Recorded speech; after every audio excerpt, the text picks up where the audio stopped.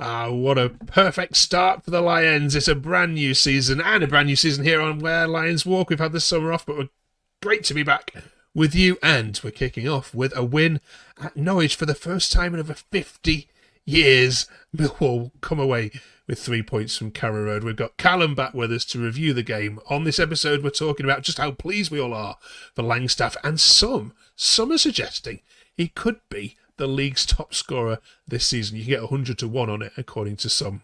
Might be worth a punt. We'll also talk about Bender and how he compares to other goalkeepers, and just how high will Millwall finish this season. We're going to get Callum's predictions on that, and also talk about where the so-called experts are saying Millwall will finish. But Callum, welcome back. How's your summer, pal? Great to see you. Yeah, good to see you, Mark, as always. Hello, everyone. Yeah, it's been a good summer. But it's great to be back, as always. Great to be back on here. And we've all missed football on a Saturday, haven't we? So it's good to be back. Good way to start as well. Absolutely, yeah. And of course, we'll have Charlie back, who's on holiday, of course, at the moment, and other guests coming on throughout the season. Right then, 50. I can't believe. Is the stat correct? Is it 50 years? So you've never seen a win at Norwich. No, the last time we won at Norwich was 1968. So a very, very long time. But yeah, it was worth the wait. With a brilliant performance, it really was. I mean, from start to finish, I thought first half is a bit, Norwich was on top, and then the majority of the session, but there was not really much going on. Then we started to get a few chances. Then the second half, we came out and we were brilliant. I think some of the goals that we scored were brilliant. Yeah. Should have been 3, as he should have scored as well. And he scored one from about 5 yards, I think it was. So, yeah, that was annoying as well. But, no, all in all, obviously it's nice to see Macualey Langstaff getting the winner, which was a surprise in itself. But, yeah, great finish. And I think Dalty and Billy Mitchell, and I think a few of them were absolutely brilliant yesterday on Saturday. So, yeah, full mark credit to Alex Neil again. And it's a great way to kick off the season, Mark. It really is. Absolutely. Yeah, Alfie Doughty's in my EFLT fantasy team. Yes, he is. What a player. What a player. Let's focus on Langstaff, though, then, because it's fair to say last season, everybody wanted him to do well at Millwall. Obviously, coming from Notts County, was an incredible goal-scoring record for 2 seasons. 2 seasons there. It didn't quite happen for one reason or another. First of all, what do you put that down to? Do you put that down to the manager's playing styles that you obviously had at the time? I mean, he works incredibly hard, and for all accounts, he's a nice fella off the pitch as well. So why didn't it work for him last season? Well, I think if you look at it from last season, I think you started with Neil Harris, who played a certain way. And I think, obviously, Harris gave him a few chances, and he had a run in at some points last season where he couldn't find his feet. Maybe that's down to trying to find his feet in the Championship, potentially, considering League Two, the difference now we see between League Two, League One to the Championship is remarkable now, considering the teams that are coming up and coming back down again. So I think he was finding his feet last season, Mark. I think he was getting some games, but I don't think he was overly impressing in some games. But I think that season, I think he's probably experienced a few things, and I think he's found his feet. And with a good pre-season, he's had a good pre-season, which was really helped boost his confidence. Like we're talking about the Sutton game, in an example, pre-season. He scored a hat-trick against Sutton. So, it's great to see him get off the mark, and it was a brilliant finish. I mean, the ball from Dalty into him, and he just slotted it through to keep his legs into the back of the net. It was unbelievable, great finish. So, hopefully he can find his feet and start scoring some goals for us. Give him service, that Dalty ball, and he will score. And we've had this from, you've got to say, David on Twitter says, who says pre-season means nothing? Without that hat-trick against Sutton, Mac misses that. Well pleased for him. Could be an important player this season. And then we've also had, Stephen says, provide McCullough with chances, he will score goals. And there's that. He's 100 to 1 to be Championship top scorer. Thanks for that, Stephen. And Ben says, unbelievable. This is a special group, we'll come back to that one in a minute. Matt says, great movement. He's calm and composed, finished. Everyone is so happy for him as he's such a hard worker. And it was echoed throughout. Tony says, couldn't be happier for him. A great run. And is a great finish then. Yeah, I mean, I think we all love a story, don't we, of a player rising through the divisions and hitting it off at a club. And let's hope that's the first of many for Macualey, Langstaff, and of course Millwall this season. We'll go through the debutants obviously a little bit more as we go through our episodes. 20 minutes a week. You can now listen to us on Spotify as you drive to work on Monday morning. Well, listen to me, listen to Callum and Charlie put Millwall results to rights, or you can watch, as I say, on Monday from 6 p.m. on YouTube. We can't have too many Bender jokes this year, so we'll try and just be professional about it all. I've already seen a couple on of Palace fans going at it. Yeah. Palace fans need to get back in the box a bit, don't they? Right, let's talk about Bender then. First of all, what was your impressions? Take away the mistake, because to be honest, that could ricochet. That happens another 90 times, it goes to the side or hits the post, doesn't it? But what did you make of his all-round performance? Yeah, I thought he was good. I thought he was positive. I mean, I watched. He played against. I think it was Estoril, which was our last pre-season friendly last weekend before the Norwich game, and he played really well. So I think from that game, I knew that he was going to start over Crocombe. Just because of the experience that he's had in the Championship before. And I think that, he just looks, he's got that presence about him. He's got Premier League experience with Fulham. He's very, very good with his feet as well. He's a solid goalkeeper. But yeah, I think there was not really many issues, just that one mistake, I think, that cost him in the Norwich game. But apart from that, overall, solid performance from him, I think, overall. Okay, we've got a couple of weeks of the transfer window left to go. We'll get your views on how that's gone so far. But what would you be looking to sign in the next couple of weeks in terms of positions rather than personnel? What are we light on in your opinion?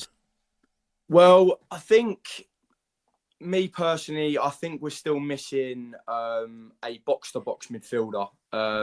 Now, obviously, I would have, if you look at our squad. I would have said right back, but listening to, I've went to the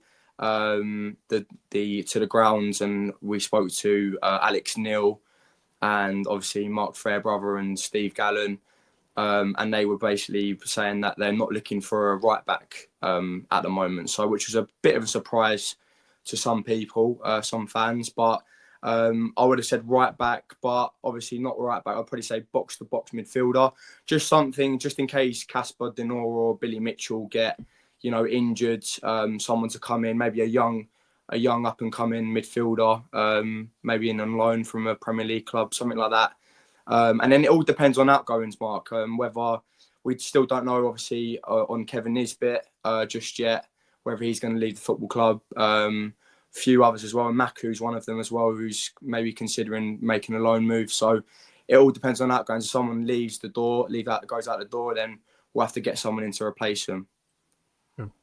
I don't want to risk anything here, but I am surprised that the likes of Tanganga, Casper Denor, and to a lesser extent Kramer have not really featured in column inches from Premier League clubs this season. Are you?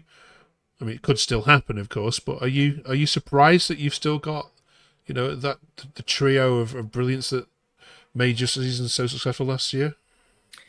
Yes, I am. I think I'm quite happy that he's been kept still. If I'm being truthful, I think Tanganga was the worry for me. I think he had a release clause in his contract in the summer, which was worth 1.2 million for a Premier League club to trigger that release clause.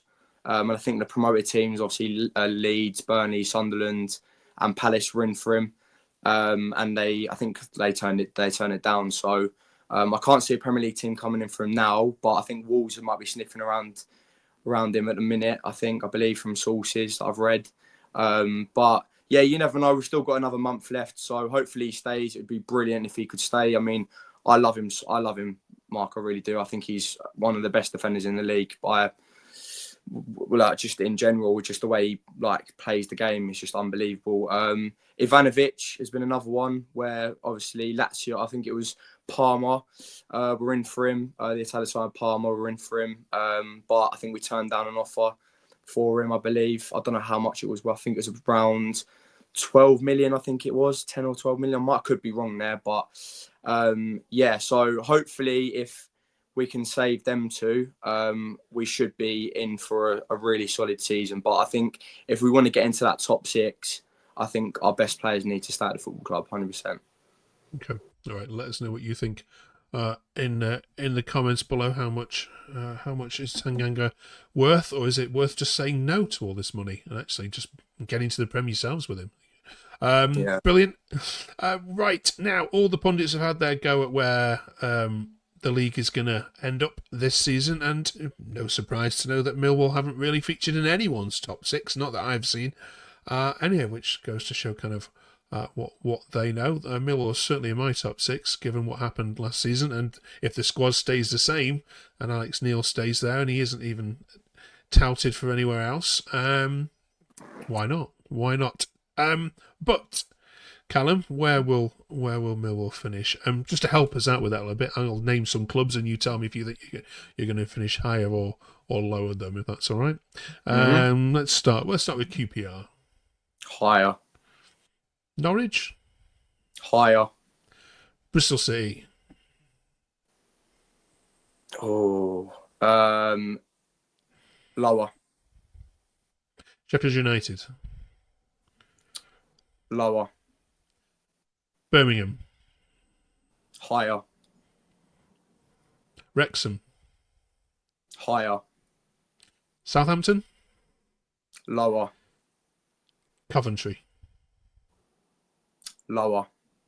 Okay, all right. We've got a couple of lowers in there. Where would you? I mean, we all know where you want them to finish, but realistically, looking at the league, we haven't got the likes of Leeds this season, so that top space is probably going to be a little bit more wider open. Where do you see your team finishing? Well, when we did this last season, I said that we would finish mid-table last season, and we finished higher than what I predicted. So I'm going to go bold this year and say that we're going to finish in 6th place on the last day of the season. And we're going to sneak in on the last day. Whether that happens or not is a different story. But I just believe this year, I think I've got the belief this year that we have the squad, we have the manager, and we have the capabilities now to score loads of more goals with the players that we've got to get in that top 6 this year. Absolutely, I agree with you. If you stay injury free and just keep the squad together and the manager, absolutely, I'm backing Millwall all the way for the playoffs, and then it's a lottery from there, isn't it? Amazing. Right, thank you very much, Callum. Finally, just this week, then you'll have heard, no doubt, of the issues going around Morecambe and Sheffield Wednesday over the summer around football ownership, and whilst you won't be having any deep connections yourself to either of those clubs, I wanted to just get your view on just football ownership in general and where you think we are as a nation, as a country, in terms of allowing what certainly in both of these cases is unscrupulous owners that are refusing to sell and would rather see the club go to the wall than swallow their pride and sell it. What's your view on this? Have we failed these clubs? Yes, it's really frustrating for me to see what's going on at the minute. I mean, especially with them two clubs that you mentioned, Mark. I mean, Sheffield Wednesday is a massive football club. Morecambe is as well. But Sheffield Wednesday is really, really sad for me. I think it's a massive football club, massive fan base. And, it's been going on for a while now. And Chansiri's he wants 100 million for the club, which is fair enough, but I think that's just too much money in my opinion. I think he just needs to sell it for a lower amount than that. Just give the fans, no football fan wants the owner of their club to go against the fans. I think that's the massive issue that some owners in football clubs have. I think they're not concentrating on the bigger picture. I think they're more concentrated on themselves, whether that's money or whether that's, revenue of the football club and whether they want to promote themselves. But it's football clubs are about community, right? So football fans, they pay their money to go and watch football.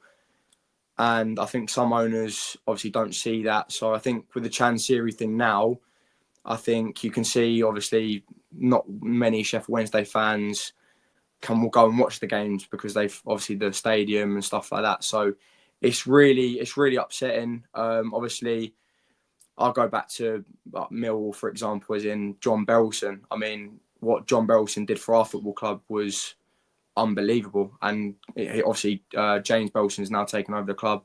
You want chairman, you want owners and the boards to be aligned and not have owners that, takes it upon themselves to make decisions for other people. So, yeah, it's difficult. It's not good. It needs to get sorted as soon as possible because these football clubs are far too generous to the fans for it to be in this situation at the moment. Yeah. Here to that. Right, thank you very much, Callum. Next week we'll be looking at the kits. We'll be reviewing the home kit, the away kit, and the third kit. And please, in advance of that, let us know in the comments what you think of them. We'll read some of these comments out next week. In particular, I'm interested in your views on the away kit. This season, I've heard some divisive opinions on whether it's smart or not. Some people just say it's very lazy attempt, but I want to hear get your views, and we'll read some of these out next week in the comments below. Let us know. Join us next week, of course, then as we look ahead to that, and of course we're also looking ahead to Millwall's next fixture, of course, when we return to the Den next Saturday against the Borough. Join us for that. We'll see you then.